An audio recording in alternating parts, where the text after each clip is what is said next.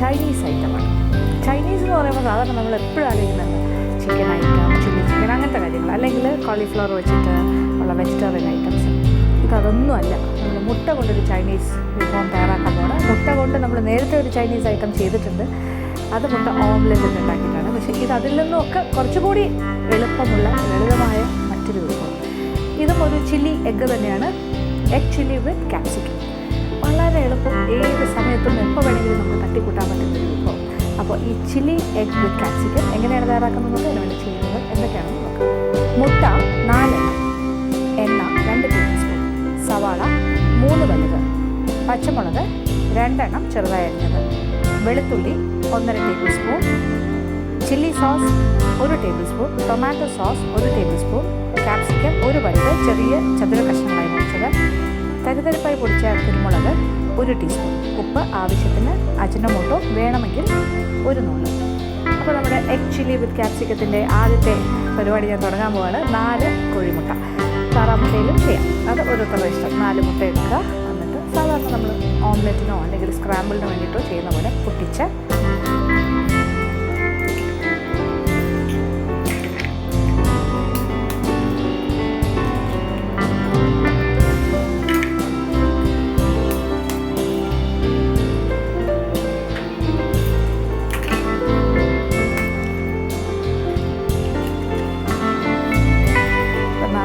പൊട്ടാതെ കിട്ടി എന്നുള്ളതാണ് ഏറ്റവും വലിയ സന്തോഷം. സാധാരണ ചിലപ്പോൾ നമ്മൾ പൊട്ടാതെ മുട്ട എടുക്കാൻ നോക്കുമ്പോൾ എങ്ങനെ പോയത് ഒരിടം പൊട്ടും. പക്ഷേ ഇപ്പോൾ അങ്ങനെ ഒരു നിർബന്ധം എനിക്കില്ലായിരുന്നു. പൊട്ടിയാലും കുഴപ്പമില്ല. പക്ഷെ ഒന്നും പൊട്ടിയില്ല. എല്ലാം മഞ്ഞ വെള്ളി സെപ്പറേറ്റ് ആയിട്ട് കിട്ടും. ഇനി ഒരുപോലെ ഇതൊന്ന് നമുക്ക് ഉടയ്ക്കണം. ഉടയാണ്ട് കിട്ടിയതല്ലേ, എന്തായാലും ഉടയ്ക്കാം. അപ്പോൾ ചെറുതായിട്ടൊന്ന് ബീറ്റ് ചെയ്യുക. വലിയ ബീറ്റിങ്ങിൻ്റെ ഒന്നും ആവശ്യമില്ല. കുറച്ച് ആവശ്യത്തിനുള്ള ഉപ്പും കൂടി ചേർക്കാം.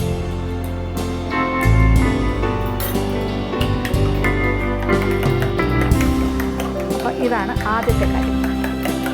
ഇനി നമ്മൾ ഒരു മുട്ട സ്ക്രാമ്പിൾ ഉണ്ടാക്കാൻ പോവാണ്. അപ്പോൾ സാധാരണ നമ്മൾ എങ്ങനെയാണ് സ്ക്രാമ്പിൾ ഉണ്ടാക്കുന്നത്? മുട്ട ഇങ്ങനെ എന്താ പറയുക, വെറുതെ പൊട്ടിച്ചൊഴിച്ചിങ്ങനെ ഇളക്കി ചെറിയ ചെറിയ പീസസ് ആക്കി എടുക്കുന്നതാണ് സ്ക്രാമ്പിൾ. കുറച്ച് എണ്ണ ഒഴിക്കുക. കുറച്ച് 1 ടേബിൾ സ്പൂൺ, 1 ടേബിൾ സ്പൂൺ തന്നെ വേണമെന്നില്ല, 1/2 ടേബിൾ സ്പൂൺ എണ്ണ.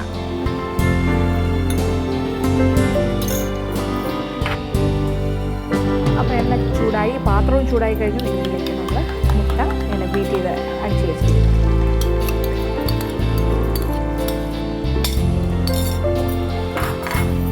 ഇനി മുട്ടയുടെ അളവ് കുറച്ചുകൂടി കൂട്ടണമെന്നുണ്ടെങ്കിൽ ഇച്ചിരി പാലും കൂടി വേണമെങ്കിൽ ഒഴിക്കാം സ്ക്രാമ്പിളിൽ. അപ്പോൾ ഒരു 1/4 കപ്പ് പാലും കൂടി 4 മുട്ടയുടെ കൂടെ ചേർത്താൽ കുറച്ചുകൂടി എന്താ പറയുക, വോളിയം കിട്ടും. നമുക്ക് മുട്ടയുടെ അളവ് ഒരു 5 മുട്ട എടുക്കുന്നതിൻ്റെ അതേ അളവ് കിട്ടും.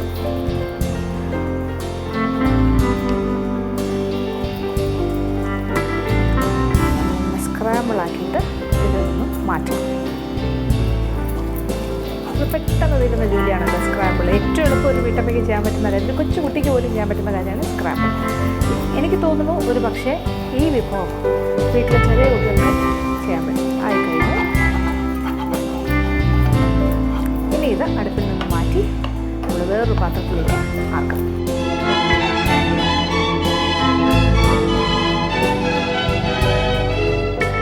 അപ്പോൾ നമ്മുടെ മുട്ടയെ നമ്മൾ സ്ക്രാമ്പിൾ ചെയ്ത് 4 മുട്ടയാണ്, ഇച്ചിരി ഉപ്പ് മാത്രം ചേർത്തിട്ട് നന്നായിട്ടൊന്ന് ബീറ്റ് ചെയ്തിട്ട് എണ്ണയിലിട്ട് ഇങ്ങനെ ഇളക്കി തോരൻ പോലെ ആക്കി വെച്ചിട്ടുണ്ട് സ്ക്രാമ്പിൾ. ഇത് റെഡി. ഇനി കുറച്ച് കാര്യങ്ങളേ ഉള്ളൂ. പെട്ടെന്ന് തന്നെ എഗ് ചില്ലി റെഡിയാവും. ചൈനീസ് കുക്കിംഗ് എന്ന് പറഞ്ഞാൽ ഫാസ്റ്റ് കുക്കിംഗ് ആണ്. അതുകൊണ്ട് പെട്ടെന്ന് ചെയ്യാൻ സാധിക്കും. ഇനി പാത്രം ഞാൻ വീണ്ടും അടുപ്പിലേക്ക് വെച്ചു. കുറച്ചെണ്ണ, ഏതെങ്കിലും തരം റിഫൈൻഡ് ഓയിൽ. വെളിച്ചെണ്ണ ഒന്നും വേണ്ട, ഇത് ചൈനീസ് കുക്കിംഗ് ആണ്. അപ്പോൾ അതിന് ഫ്ലേവറുള്ള എണ്ണ ഒന്നും വേണ്ട. ഇനി ഏതെങ്കിലും ഒരു തരം റിഫൈൻഡ് ഓയിലാകാം. അതല്ലാന്നുണ്ടെങ്കിൽ നമുക്ക് പിന്നെ നല്ലെണ്ണയിൽ ചെയ്യാൻ സാധിക്കും. അതായത് ചൈനീസിൻ്റെ ഒറിജിനൽ കാര്യം ചെയ്യുമ്പോൾ നല്ലെണ്ണയാണ് അത് കൂടുതലായിട്ട് ഉപയോഗിക്കുന്നത്. ഇനി ഇതിലേക്ക് ആദ്യം നമ്മൾ വെളുത്തുള്ളി ചെറുതായിരുന്നു. എപ്പോഴും കൂടുതലും ചൈനീസ് കുക്കിങ്ങിലൊക്കെ വരുന്നത് ആ വെളുത്തുള്ളിയുടെ ഗാർലിക് ഫ്ലേവറാണ്. അപ്പോൾ അതിനൊരു പ്രാധാന്യം ഉണ്ട്. അപ്പോൾ ആദ്യം തന്നെ വെളുത്തുള്ളി ഒരു 1.5 ടേബിൾ സ്പൂൺ വെളുത്തുള്ളി ചെറുതായിരുന്നു. ഇത് ഞാൻ അളന്ന് വെച്ചിരിക്കുന്നതാണ്. ഏകദേശം 1.5 ടേബിൾ സ്പൂൺ വെളുത്തുള്ളി ഇതിനകത്തേക്ക് ഇട്ടു. എണ്ണയിൽ കിടന്ന് വാടി തുടങ്ങി.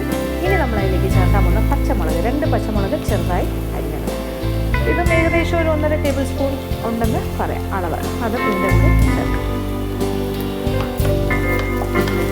എഗ് ചില്ലിയാണ്. എഗ് ചില്ലിയുടെ എരിവ് വരുന്ന കാര്യങ്ങൾ ഇതൊക്കെയാണ്. പച്ചമുളക്, പിന്നെ നമ്മൾ കുരുമുളക് പൊടി ചേർക്കും, ചില്ലി സോസ് ചേർക്കുന്നുണ്ട്. അപ്പോൾ ഇതെല്ലാം കൂടി ചേർന്ന് വരുമ്പോൾ അത്യാവശ്യം എരിവൊക്കെ ഉണ്ടാവും. ഇതൊക്കെ ഒന്ന് വാടിയാൽ മാത്രം മതി, ബ്രൗൺ കളറൊന്നും ആകണ്ട.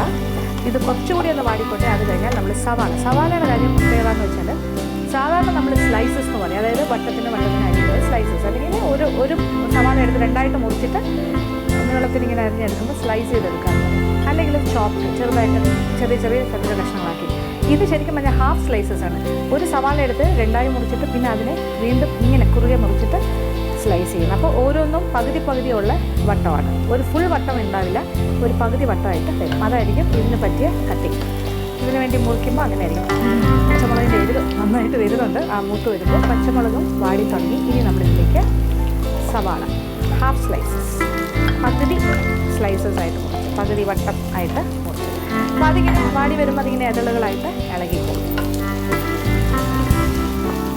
അപ്പോൾ ഇതുമൊക്കെ ഒന്ന് വാടി വരണം. സവാളയുടെ കഷ്ണങ്ങളും ഒന്ന് വാടി മൂക്കണ്ട, പക്ഷെ വാടി ഇളകി വരും. അപ്പോൾ ആ ഒരു പാകം നോക്കിയിട്ട് ക്യാപ്സിക്കം ചേർക്കാം. എന്തായാലും സവാള ഒന്ന് വാടട്ടെ. ഇപ്പോൾ സവാളയുടെ നിറം ഒന്ന് പിങ്കായി, അതായത് ഒന്ന് വാടിക്കഴിഞ്ഞു. അപ്പോഴത്തേക്ക് നമ്മൾ ക്യാപ്സിക്കം കൂടി ചേർക്കാം.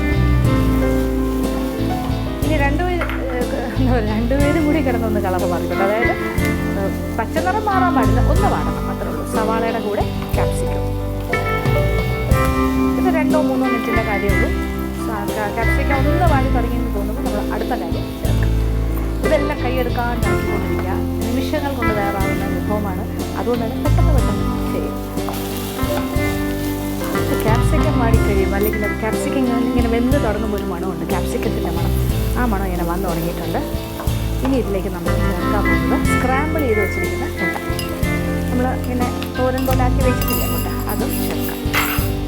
അതും കൂടി ചേർത്തിട്ട് എല്ലാം കൂടി കിടന്നൊന്ന് വഴണ്ട് കിട്ടട്ടെ. അപ്പോൾ ക്യാപ്സിക്കം ഒന്ന് വാടിയിട്ടുണ്ട്, പക്ഷെ നിറം മാറിയിട്ടില്ല. നിറം മാറിയാൽ അതിൻ്റെ ഭംഗിയും രുചിയും എല്ലാം പോകും. വാടി വെന്ത് കഴിഞ്ഞാൽ ക്യാപ്സിക്കത്തിന് ഒരു കരികരിപ്പ് ഉള്ളിക്കും വേണം ക്യാപ്സിക്കം. അപ്പോൾ മുട്ടയും കൂടി ചേർത്തു. ഏകദേശം എല്ലാ കാര്യങ്ങളും. ഇനിയാണ് നമ്മൾ സോസിൻ്റെ കളി തുടങ്ങാൻ പോകുന്നത്. ഇത് ചില്ലി സോസ് തന്നെ പച്ച കളറിലെ സോസും ഉണ്ട്, ചുവന്ന കളറിലുണ്ട്. എൻ്റെ കയ്യിൽ ഇപ്പോൾ ഇരിക്കുന്നത് ചുവന്ന കളറിലെ ചില്ലി സോസ്. ഇത് ചുവന്ന മുളകിൽ ഉണ്ടാക്കുന്ന ചില്ലി സോസ്. ഇതില്ലാന്നുണ്ടെങ്കിൽ ഗ്രീൻ ആയാലും മതി, പക്ഷേ കളർ ഇത്രത്തോളം കിട്ടില്ല. 1 ടേബിൾ സ്പൂൺ. അതിനോടൊപ്പം തന്നെ ടൊമാറ്റോ സോസ് ഒരു വലിയ ടേബിൾ സ്പൂൺ, വേണമെങ്കിൽ 1.5 ടേബിൾ സ്പൂണും ചേർക്കാം. ഇപ്പോൾ ചില്ലി സോസ് വേണമെങ്കിൽ 1.5 ടേബിൾ സ്പൂൺ വരെ ചേർക്കാം. അതൊക്കെ ഓരോരുത്തരുടെ രുചിക്കനുസരിച്ചിട്ട്. സോസ് രണ്ടും ചേർത്തിട്ട് ഒന്ന് ഇളക്കി കൊടുക്കുക.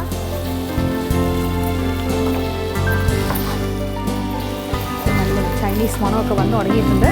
ഇനി ഇതിലേക്ക് കുറച്ച് കുരുമുളക് പൊടി. അപ്പോൾ നമ്മൾ തരിതരിപ്പായിട്ട് പൊടിച്ച കുരുമുളക് പൊടിയാണെങ്കിൽ 1 ടീസ്പൂൺ വരെ ചേർക്കാം. ഇത് നോക്കിയിട്ട് എരിവ് എത്ര വേണം അതനുസരിച്ച്. കാര്യം പച്ചമുളക് കൊണ്ട് ചില്ലി സോസ് ചേർക്കും. 1/2 മുതൽ 1 ടീസ്പൂൺ വരെ കുരുമുളക് പൊടി. പിന്നെ അതിലേക്ക് ആവശ്യത്തിനുള്ള ഉപ്പിൻ്റെ അളവ് ക്രമീകരിക്കാം ഇഷ്ടാനുസരണം.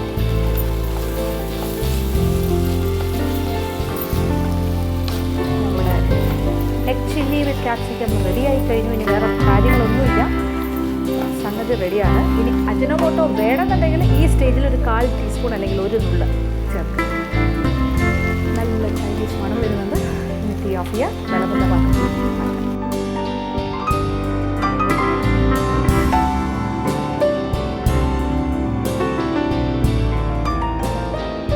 അങ്ങനെ വളരെ കളർഫുള്ളായിട്ടുള്ള എഗ് ചില്ലി വിത്ത് ക്യാപ്സിക്കം റെഡിയായി കഴിഞ്ഞു. കണ്ടില്ലേ, പച്ച ക്യാപ്സിക്കം, ലൈറ്റ് ഓറഞ്ച് കളർ, എന്തുകൊണ്ടും ഒരു അടിപൊളി വിഭവമാണ്. നിമിഷങ്ങൾ കൊണ്ട് നമുക്ക് തയ്യാറാക്കാൻ സാധിക്കും. ഒരു ക്യാപ്സിക്കം, ഒരു 3 വലിയ സവാള, പച്ചമുളക് 2 കുറച്ച് വെളുത്തുള്ളി, പിന്നെന്താ മുട്ട. 4 മുട്ട കൊണ്ട് ഇത്രയായില്ലേ. ഇത് 4 ആൾക്കാർക്ക് സുഖമായിട്ട് കഴിക്കാനുള്ള കാര്യമുണ്ട്. പിന്നെ സോസ്, എന്താ പറയുക, ചില്ലി സോസ്, ടൊമാറ്റോ സോസ്, അത് നമ്മുടെ വീടുകളിൽ മിക്കവാറുണ്ടാവും. കുരുമുളക് പൊടി, ഉപ്പ്, അത്രയല്ലേ ഉള്ളൂ. അപ്പോൾ ഇതെല്ലാം കഴിഞ്ഞു. ഇത് ചപ്പാത്തിയുടെ കൂടെ കഴിക്കാം, റൈസിൻ്റെ കൂടെ കഴിക്കാം, ബ്രെഡിൻ്റെ കൂടെ വേണമെങ്കിൽ സാൻഡ്വിച്ചായിട്ട് ഇത് ഫില്ല് ചെയ്ത് വെച്ചിട്ട് ബ്രെഡിനെ സാൻഡ്വിച്ചാക്കി കഴിക്കാം. അതല്ലെങ്കിൽ പിന്നെ എന്താ പറയുക, ഗ്രില്ല് ചെയ്ത് കഴിക്കാം, ടോസ്റ്റ് ചെയ്ത് കഴിക്കാം, എങ്ങനെ വേണമെങ്കിലും ഇഷ്ടത്തിനനുസരിച്ച് ചെയ്ത് നോക്കുക. എല്ലാവർക്കും ഇഷ്ടം.